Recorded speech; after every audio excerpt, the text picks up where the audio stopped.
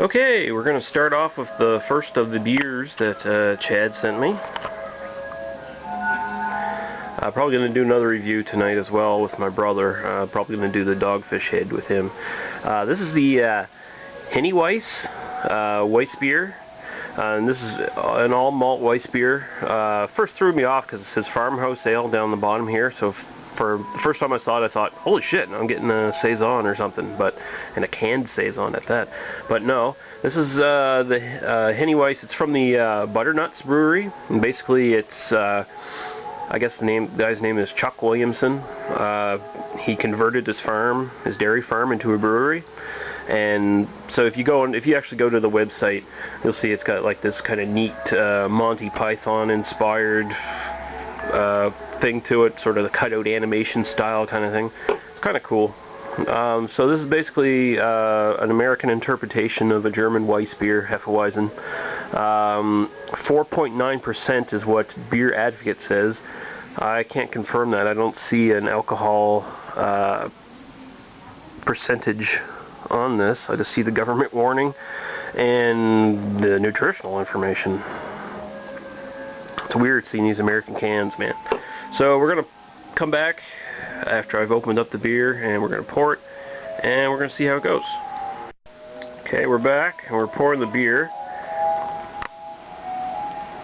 I'm pouring it the J.J. Rudy style here down the center. It's not foaming up too much, but it does have a nice sort of foamy, thick carbonation that you really expect from a Hefeweizen. Okay. It's definitely got that sort of Hefeweizen color. A very hazy orange. Could even say sort of golden amber orange color. Nice 1 finger or so head. Probably would get a better head if this came in like a big bomber, and you could, or basically just even a 500 milliliter bottle, and you could put it in like a real, actual, authentic Weissbier glass, like Erdinger glass that I have or whatever. But because it's just in a small can, no sense in trying to put it in that. Okay, so the head looks like it's going to stick around a bit. We'll go right to the aroma. I'll give you a close-up of the can there for a second. Slight clove backbone. It's got a very mild smell. It's not particularly strong as some Hefeweizens. Not even as strong as the Propeller Hefeweizen that I reviewed a couple months back.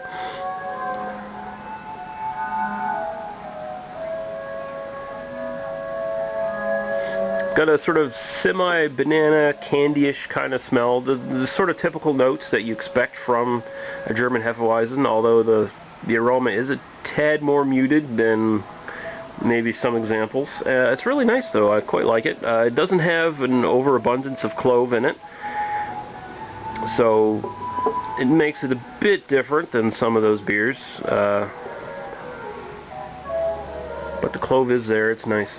Pretty well balanced aroma, I'd say. Pretty good. So we'll go right to the taste now. Okay, the sweetness is there again. Sort of on the sidelines though. You immediately drinking it, you get a nice little burst of carbonation.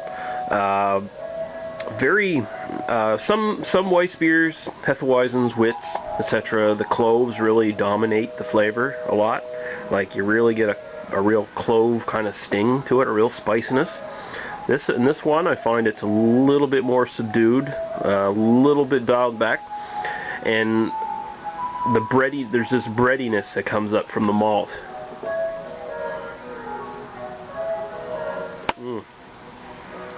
Combined with the hops, sort of earthy, more of an earthy hops kind of tone to it, bready, with the cloves mixed in.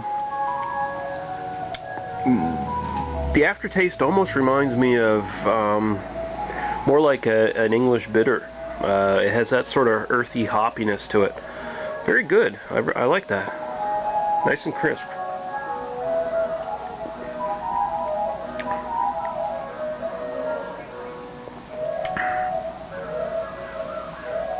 Still light bodied though. It's got a nice light body to it. But it's not watery. Very refreshing, very, very nice. It's probably, I wouldn't call it like a world-class Hefeweizen. Oh yeah, by the way, I've decided to bring back my rating system because a lot of people were bugging me about it. Like, why don't you still give whatever out of 5? So I'm going to bring back the rating system now, along with these beers that Chad sent me. So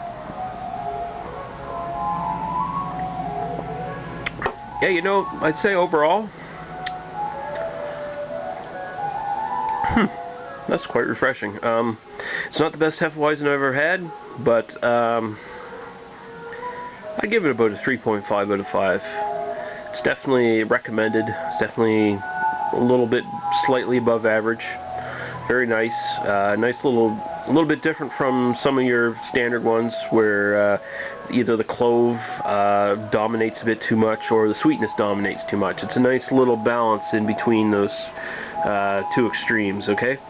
So yeah, that's really cool. And Chad told me he hasn't had this one yet, so hopefully he'll pick it up pretty soon, and we'll get to see what his thoughts are on it. I think he'll probably like it. I think he likes Hefeweizens more than he does wit beers, and this definitely falls into more of the Hefeweizen style for sure. So, yeah, not bad. 3.5 out of 5 for the Butternuts Heinnieweisse Weissebier. Alright, we'll be back with another review here in a little while.